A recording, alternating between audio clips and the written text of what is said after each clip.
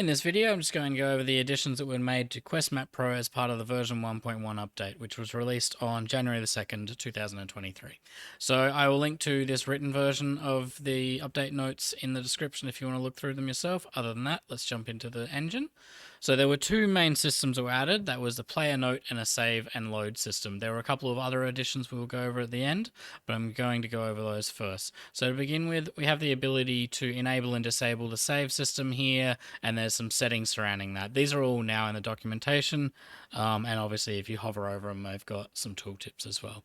So I would recommend, to begin with, you want to hook up the save data name and index to your game-wide save system so that you can have this set as a per character and per game system rather than just one quest map file for every game, but obviously that's up to integration in your project. Other than that, if we jump in here, we can have a look at the map and see that we've just got this little area here discovered. We've got a quest marker over there and some locations and that sort of thing. So what I'm going to do is I'm just going to run along and clear some of the fog. And we'll get up to around about here and we'll discover our first location. So there it is there, and if we get a little bit closer, it is now discovered.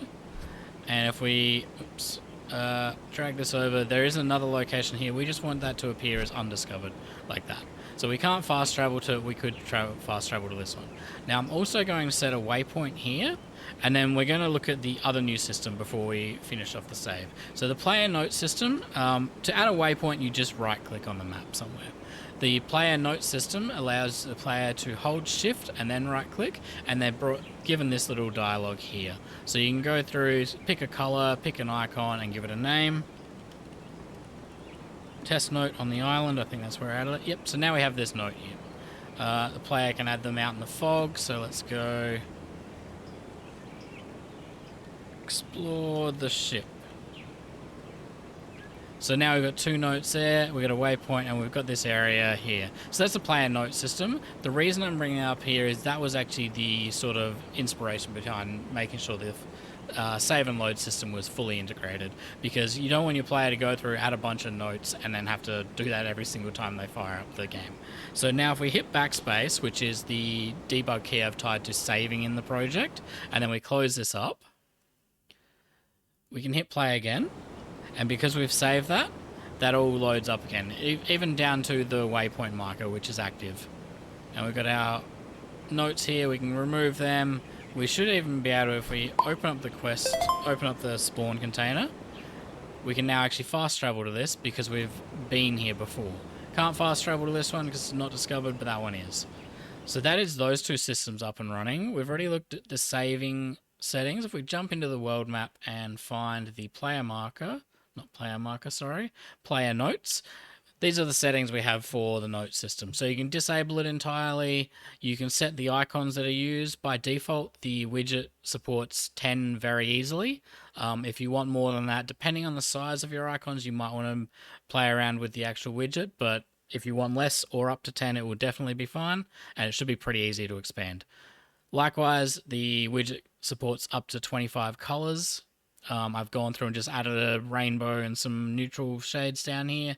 If you want less, then it will have no problem. If you want more than 25, you might need to just play around with the sizing and such. You can set the icon background for the note, like the icons that show up in the selector, and then you can also set the size. So if we set this to 10 and 10, we've already got some notes in our save, but you can see that now they are much, much smaller. So that is those two systems. The other systems the other changes I want to show off is that in previous versions of the integration, this process here, we went through and made a variable and then incremented it and used that to set a minimap zoom level. I've actually made that a native process now, so all you need is this one here. So if we just jump back in here and we look at the minimap, if I hit X, you can see it's cycling through the levels. And it's going, I think, 5, 10, and 15 times zoom there. And that is defined over here under the map manager, under configuration, minimap zoom levels. So we can set this. Now, it won't ever go outside of your min and maximum. So they're sort of hard caps. But if we set this to, say, 5, 6, and 30, that should be pretty noticeable. And we set the default zoom level to index 2. So this value here represents which index you're referring to. If we now hit play, we should be at 30 times zoom on the minimap, which you can see we're very highly zoomed in. And if we hit X, we go all the way down to 5, and then 6, and then back to 30. So that is now all built into the system. You don't have to set that up yourself anymore. The other setting I have added is just under the player marker here, which is use character rotation. Now I'm actually going to jump into a different project. I've got the integration tutorial project here, and I just need to open up the controller and make sure it's turned on. Yep, so it's currently turned off. So let's fire this up, and you'll see that when we are moving, the player marker actually rotates based on the camera. However, if we want to have it so that the player marker always represents the player the character direction instead, that's where this comes in. So we can just enable character rotation, hit play, and then you can see that the marker now changes based on the direction the character is facing. And that works in both of these, both the minimap and the world map. So this was, someone asked about implementing QuestMap Pro into a top-down project, and this was one of the weaknesses that there was there. So that is now all set up. You can also add an offset if you wanted to. If for whatever reason your character's rotation is a bit weird, you can add an offset to that.